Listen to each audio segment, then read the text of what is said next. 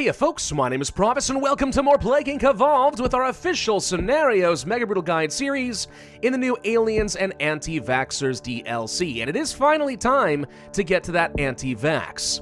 Faith in vaccines is collapsing. Global vaccination campaigns fight to hold the line, but weaponized conspiracies and viral misinformation are infecting the truth. What's the worst that could happen? This scenario is actually a little bit tricky when you first try it out. It's simple enough to understand, but it does take a little bit of practice to figure out. Hopefully what I'm going to show you today will be more consistent. There's going to be a virus type here. We could play with any of the normal diseases, no big deal. ATP boost, Darwinist, oxide extremophile, and symptostasis. By the way, if you're looking for a maximum score kind of an opportunity, things like the nanovirus, for example, would be a much better pick. I'm just going for the virus because it's pretty straightforward to understand. So this is going to be called homeoinfection. I don't care, that's fine. Now you guys might remember with the measles scenario a couple of videos ago where most of the world started off pre-vaccinated against the disease and therefore they were immune to infection.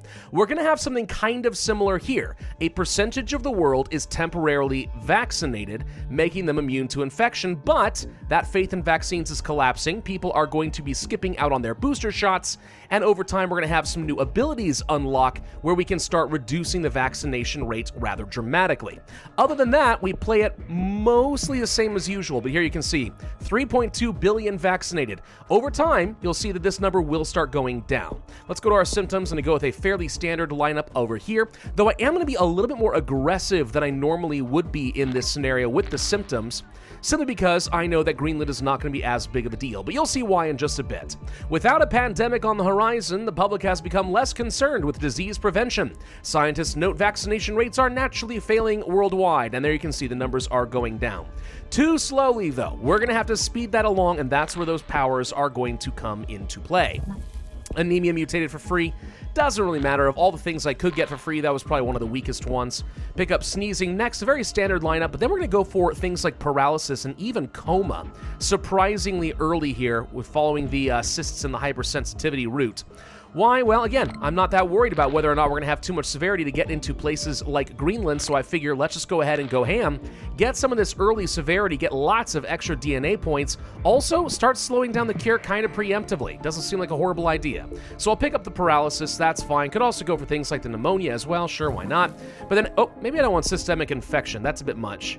We might devolve that one. Lethality isn't something I'm necessarily going for yet, but we'll see. I do need to get some air transmission. I need to get a lot of different things. Let's go ahead and devolve that systemic infection. Going for the paralysis was fine. Going for coma, also fine. But lethality symptoms, not as excited about that. Vaccinations are rising in Madagascar. Oh, fun, okay. Well, let's go ahead and grab things like some air transmission for a moment. We'll get coma and such in a little bit, but I do want to start getting out of this country and get a halfway decent spread. So we'll go for one level of air and water just to make that a little bit easier. Hemophilia mutated, not a big deal, who really cares? So what do I need to get coma? 21 DNA because the genetic drift has not really kicked in as of yet, so this is an easy thing for us to do. And then we're kind of hoping the mutations aren't going to get us too much lethality early on, but this is a very solid amount of early game severity, which is going to make things pretty good as far as some DNA generation. I'll go ahead and grab a level of bird so we can get some early land transmission, plus I'll get some level of livestock so we can spread a little bit faster in a few other places. Though Russia is not as important as it usually would be. I'll go for an extra level of the air transmission to spread faster in some arid areas. What islands are we missing right now? See, here's one thing that always confused me with this scenario. I don't love that because there's a vaccinated status, every single world shows as if it's been infected when I know for a fact it has not. So Canada, for example, has an almost perfect vaccination record, and yet it's not infected, but it's not showing on this list. It's very easy to miss an island, and you need to be cautious about that. Now, something just happened that's interesting. We got an ability up over here. This is going to cost us DNA. It doesn't really tell us how much up front, but it's going to cost us DNA, and what it's going to do is start reducing the vaccination rate in certain countries. So I'll be able to use that. I also just got an anti-vax convention, which means I can go to any country I want in the world. That would include Greenland, so we'll just go ahead and do that. Insomnia just mutated, that's fun. Oh, look at all the people spreading their filthy, filthy diseases. Absolutely horrendous. How dare you people do things like that. Let's go ahead and grab a couple levels of the cold resistance, plus we'll get some of the drug resistance. Still need a lot of the basics. Vaccination rate is high in Japan. Yeah, duly noted. I'm going to go ahead and use my ability here in Canada so we can start trying to reduce that rate. Notice it's now dropping. It was rising, but now it's dropping a lot faster. We're going to have to do this in a few places, like the USA, like in China, a few places in Europe. We might have to do it in Japan, too, since it certainly acted like that might be a problem. Let's go for some drug resistance.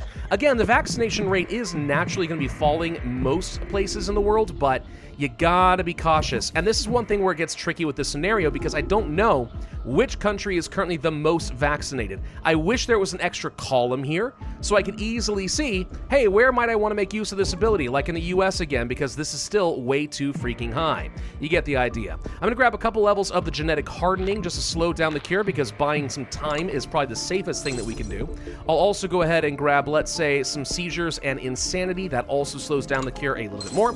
A new ability is available, Anti-Vax Capital. Control the narrative, designate an anti-vax capital to reject the vaccine in a target country, and then spread that to new countries. So we can do this only in a handful of different places, and I don't know what exactly is the trigger for where we're able to place this, because like you'll notice there's a lot of places over here in, let's say, Europe that's not able to do it. USA is not able to do it. So it seems like it has to be there's more infected than vaccinated, or maybe like just a minority of the population is vaccinated. No, because then Angola would be an option. So I don't know. I don't know what causes that. I'll go ahead and start by placing this in Mexico because that's going to help me start reducing the vaccination rate in places like the US. I'll also do one, let's say, in the Balkan states to spread that a little bit more in Europe. And I'll do that in let's say Southeast Asia, so we can spread this naturally in places like China as well. Over time, they'll also just start spreading free capitals around the world, but that is entirely random. You have no idea what you're going to expect there. Let's continue trying to put some propaganda in places like Canada, and it looks like Poland, since the infection rates are very low there. Anywhere else I'm worried about? I mean, places like Australia is bad, but yeah. We are starting to kill, as you'll notice, so with most of the world infected, most of the world can die. We're going to start generating a lot of DNA. This is where you might think you want to go for things like total organ failure, and you could, but again, like that's a little bit on the risky side. Are you sure that's what you want to do? Are you sure about that, right? Because you might end up finding that you're killing faster than you can burn down the vaccination rate. So mutation chance might honestly be kind of your best friend here. And what you should do is just save your points to, one, make sure you get into any country you didn't infect, and then two, make sure that you just start reducing the vaccination rate in a few key places.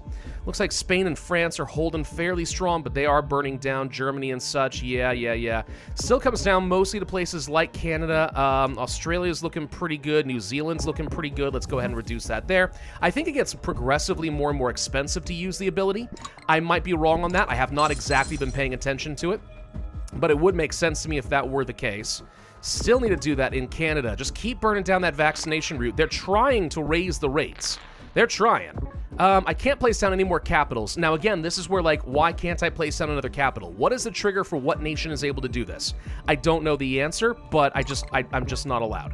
Okay, so I'm looking around here, just looking to see how many vaccinated, 368 million there, 58 million there. Let's do one in China, just trying to speed that up a little bit. Cure progress is up to 67%. We did get a free anti-vax capital in the USA. That's actually phenomenal because that gets rid of the entire thing. We got another one for free in Canada, and we got another one for free in Italy. Well, thank you so much. That's beautiful.